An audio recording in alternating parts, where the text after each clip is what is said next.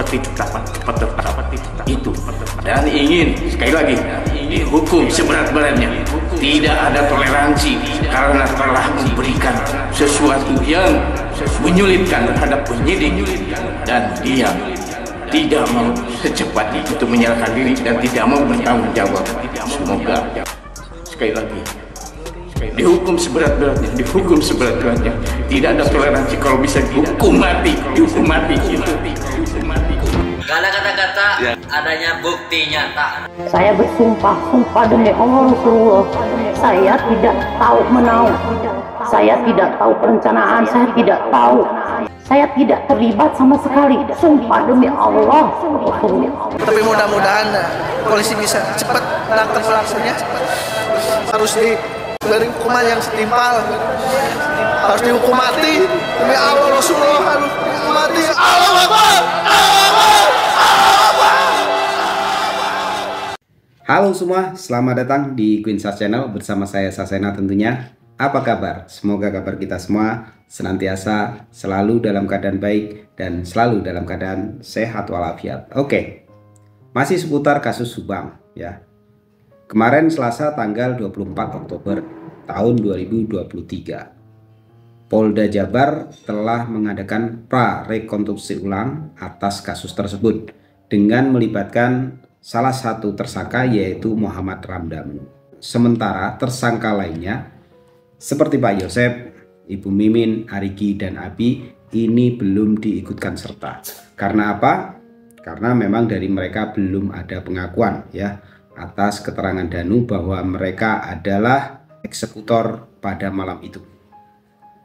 Patut kita nantikan ya, karena memang banyak yang bertanya, Ibu Mimin dan kedua anaknya ini sudah status tersangka, tapi kenapa tidak ditahan? Nah, kemungkinan polisi punya pertimbangan sendiri atas hal itu. Dan saya yakin kepolisian menentukan orang itu menjadi tersangka tentunya sudah ada alasannya ya, ada alat buktinya. Oke, kali ini kita akan membahas begini ya.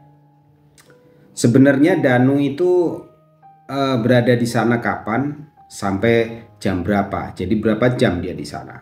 Nah, sebelum lanjut ya, yang belum pernah subscribe silahkan di subscribe, yang suka silahkan di like, dan jangan lupa nyalakan lonceng notifikasinya agar kalian tidak ketinggalan video-video terbaru dari saya. Kalau sudah, saya ucapkan terima kasih.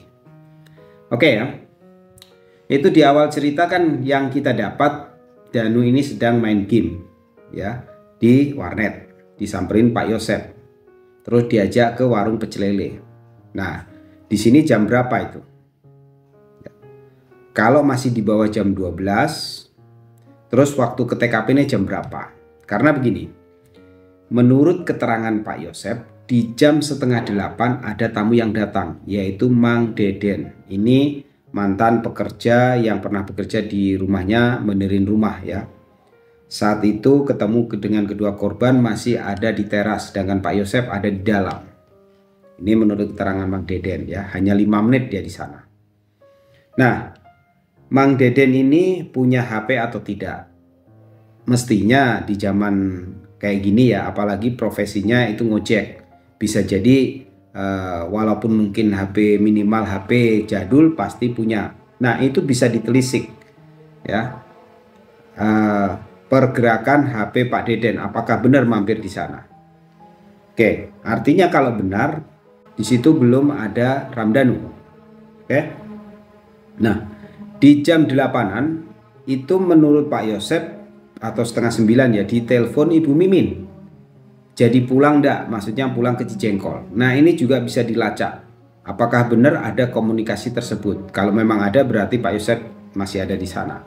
Jam 9 Pak Yosep berangkat dari Ciseti menuju Cijengkol. Kalau Pak Yosep ini tidak ada niatan jahat ya, murni memang tidak terlibat dalam kasus ini, tentunya HP-nya pun bisa dilacak. Karena barusan terima telepon dari Ibu Mimin, ya secara otomatis HP-nya masih aktif. Apakah ada pergerakan menuju Cijengkol? Nah, di sini apakah di jam 9 itu Pak Yosep tidak ke Cijengkol, tapi dia ke warnet nemuin Danu? Nah, ini pertanyaan. Karena menurut Waidah itu Danu tidak kemana-mana, ya. Selepas maghrib tidak kemana-mana sampai pagi tidur. Ini juga perlu di cross check itu, yang benar yang mana. Atau Danu ini memang perginya nggak lewat pintu, lewat jendela kali ya. Gimana menurut kalian? Ini ada sesuatu yang nggak sinkron ya. Waidah mengatakan Danu tidak kemana-mana, tidur sampai pagi.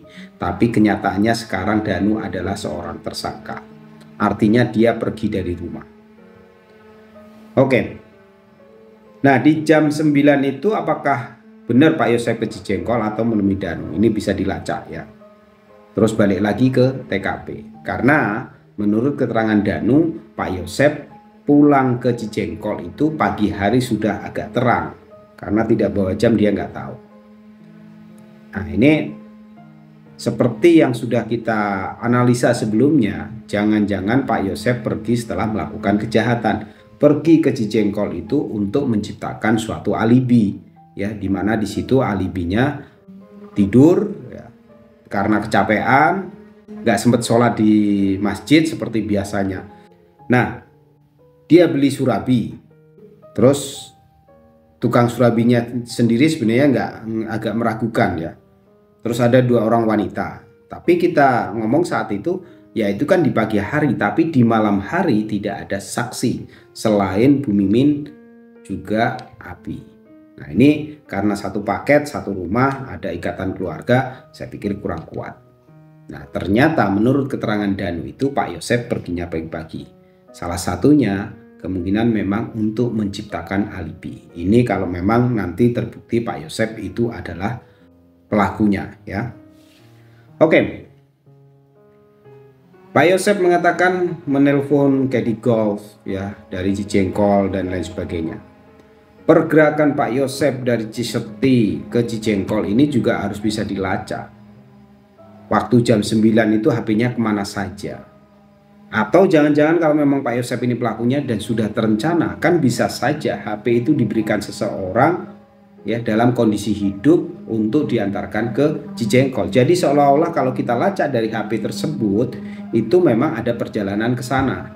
Nah, sekarang tugas polisi dari perjalanan Pak Yosep ini, adakah tangkapan CCTV tentang beliau? Contoh pernah beredar ya, itu yang angkat MBS. Ada Pak Yosep penampakan di jam 6.50 di sekitar Ciseti.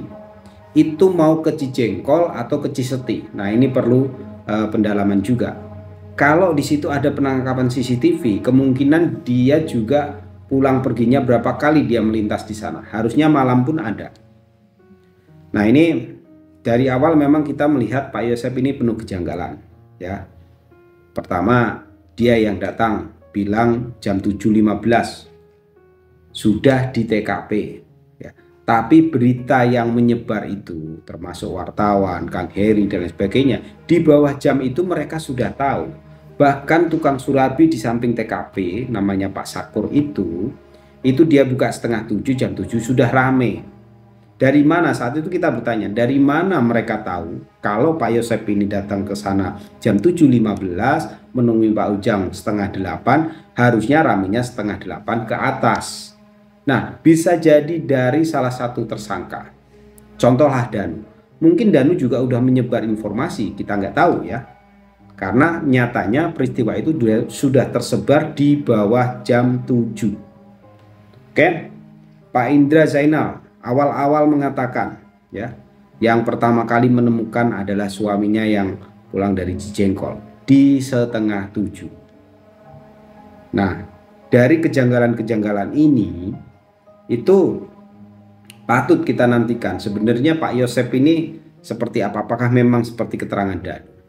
Karena memang saat dimintai keterangan AKBP Sumarni bukannya mengalir begitu saja, tapi kita lihat ada perkataan-perkataan tersebut dengan suatu pikiran-pikiran yang sudah dipikirkan ya, seolah-olah mengcounter. Tidak ada kesedihan, tidak ada shock di situ. Ini sudah janggal sekali. Oke, kita kembali ke Danu. Sekarang berkaitan dengan supir mobil Alphard. Apakah Danu tahu yang nyupir itu siapa? Makanya jam berapa sih Danu itu meninggalkan TKP, jam berapa?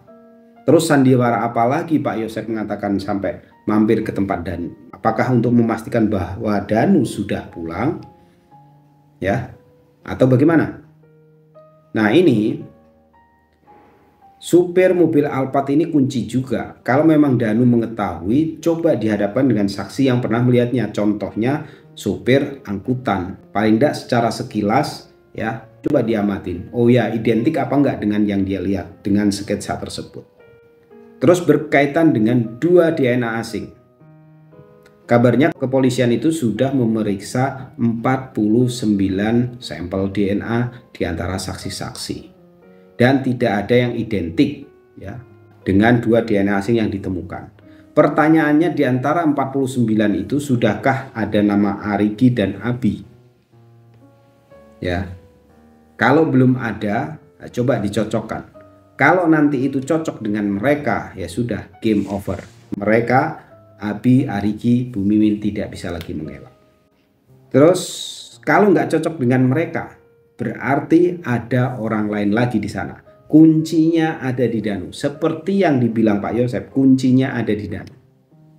Nah, sekarang kuncinya sudah dibuka sama Danu. Dan kita tidak menyangka setelah kunci ini dibuka, justru Pak Yosep ya dengan keluarga keduanya disetatuskan sebagai tersangka.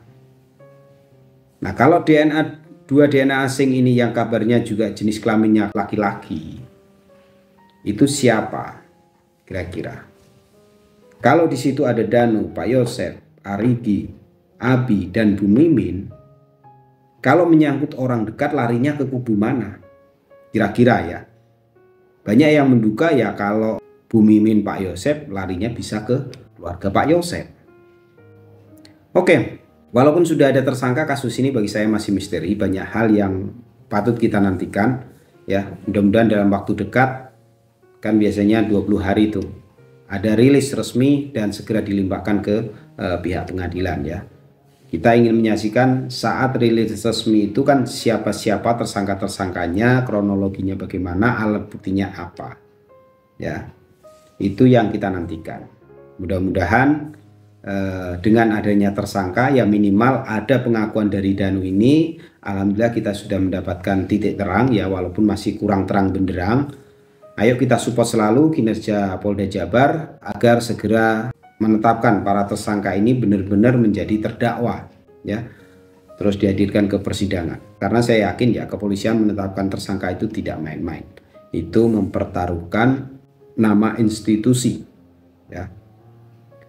Oke, kalau dari kalian ada pendapat komentar tentang hal ini ya, kira-kira Danu itu tahu nggak siapa supir mobil Alphard dan 2 DNA itu? Kalau memang nggak ada orang lain dan cocok dengan Arigi dan Abi, ya sudah selesai. Tinggal kita lihat siapa lagi orang-orang yang terlibat di sana. Mungkin saja ada orang yang melindungi, ada obstruction of justice di sana. Apakah menyangkut orang penting, aparat mungkin, dan lain-lain. Oke, dari saya itu terima kasih sudah menyimak. Sampai jumpa di video-video berikutnya. See you next time. Bye-bye.